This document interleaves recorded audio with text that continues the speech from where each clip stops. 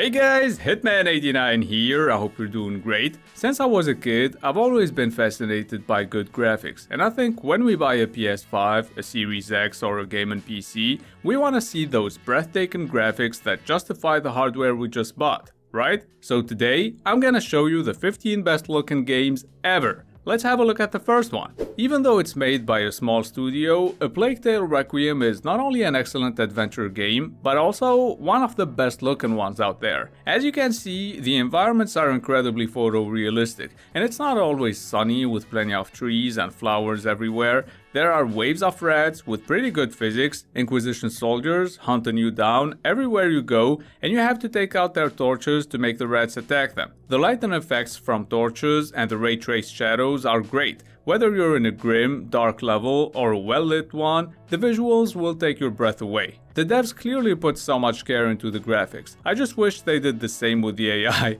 cause for some reason, stealth games seem to have the dumbest enemies ever. Let's move on to the next game. I wanted to have Red Dead Redemption 2 on this list, cause even though it's 6 years old and I played it on base PS4 back then, it's still amazingly beautiful. You're looking at the PC version, maxed out, and it's pretty impressive, especially the environments. Check out this beautiful vegetation, the water physics, and these reflections. I don't think faces look that good anymore though, and it's not just cause I keep shooting people in the eyes. I feel like it's the textures. Everything else is stunning, just like the third game I want to show you. I'm really not into Horizon's world cause I hate robots, but I'm a graphics whore, so after playing Horizon Forbidden West on PS5, I'm now playing the complete edition on PC, just for its breathtaking graphics. For real, it's unbelievable how good this game looks while still being completely open world. Apart from exploring on foot, you can capture robot mounts to ride them and even fly around, enjoy the scenery, and wonder how a game like Rise of the Ronin, which was released on the same console in 2024, manages to look like it was made for PS3.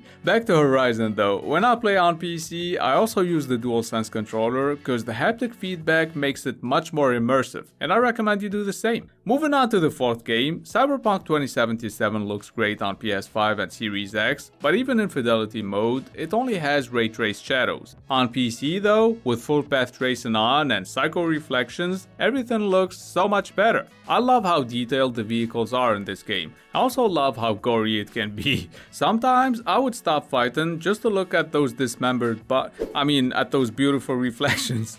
Speaking of lighting and ray-traced reflections, that's also where Alan Wake 2 shines. In all seriousness though, it's a pretty dark game, but every time I play Alan Wake 2, I can't help but keep on looking around me just to check out the amazing lighting effects and detailed environments. The graphics are so realistic that when Saga Anderson got her race swapped, nobody even noticed. While playing this game, you'll see some familiar faces here and there, like Max Payne and General Aladdin. All jokes aside, I'm really glad they're using the same engine to remake Max Payne, so it's gonna look great. I was gonna have Demon's Souls Remake on this list first, until I played Lords of the Fallen on PC. So if you're on PS5, this is the best looking Souls-like you can play. But if you have a sick PC, then you gotta try Lords of the Fallen on cinematic settings, which are even better than Ultra. Too bad the rest of the game isn't as good as the graphics. If you want to find out more about Lords of the Fallen, I just made an updated review, so check it out.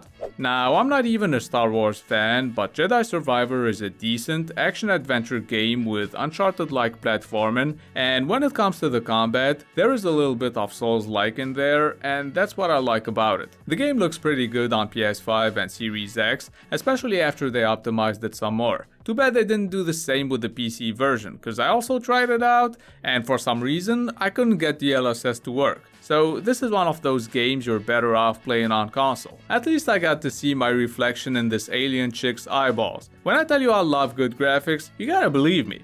Let's move on to the 8th game. What I love about Ratchet and Clank Rift Apart is that, in addition to straight up looking like a Pixar movie, here, the screen is always jam-packed with all kinds of special effects. It's also super well optimized, so even on PS5 in performance mode, it looks pretty damn good. This is another game I strongly recommend you play with the DualSense controller, because the way they implemented the adaptive triggers and haptic feedback is just so good. Every weapon feels unique. Now at number 9, we're changing things up a little bit because we're gonna be looking at the racing game. An open world one that's incredibly fun to play even if you're not into cars, and that's Forza Horizon 5. In my opinion, it looks better than Gran Turismo and even the latest Forza game. That's why I went with this one. From the hyper-realistic car models to the detailed environments full of destructible objects, it's just stunning. You can break through fences and drive through fields, only big-ass trees and houses can stop you.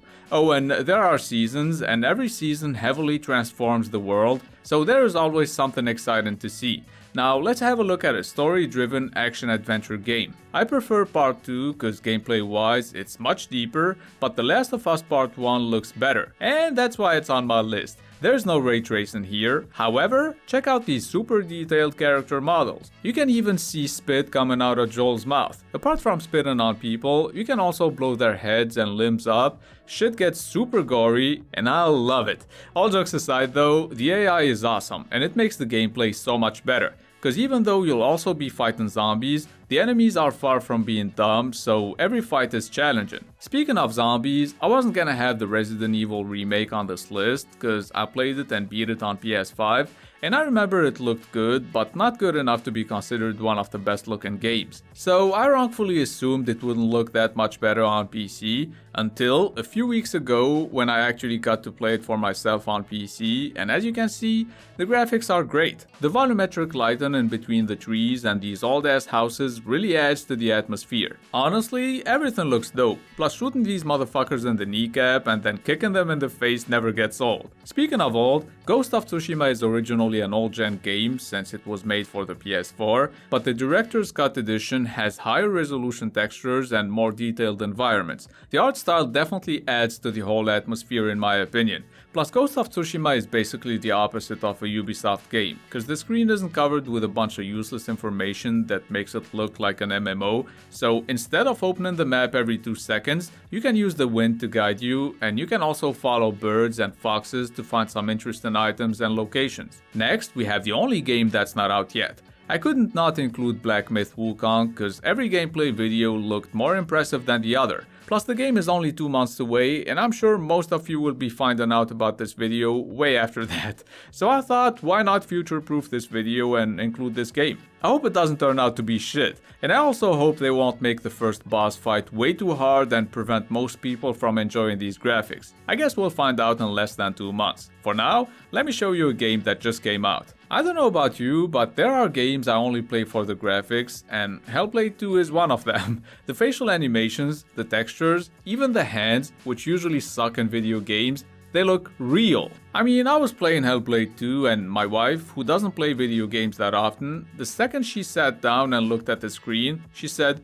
"Wow, that's beautiful." So if you're looking for a game that'll push your GPU or Series X to its limits, this is it. Speaking of pushing, 90% of the game you'll be pushing the left stick up, and the other 10% are split between fighting and solving incredibly complex puzzles that involve looking at stuff and picking up stones and putting them in their sockets.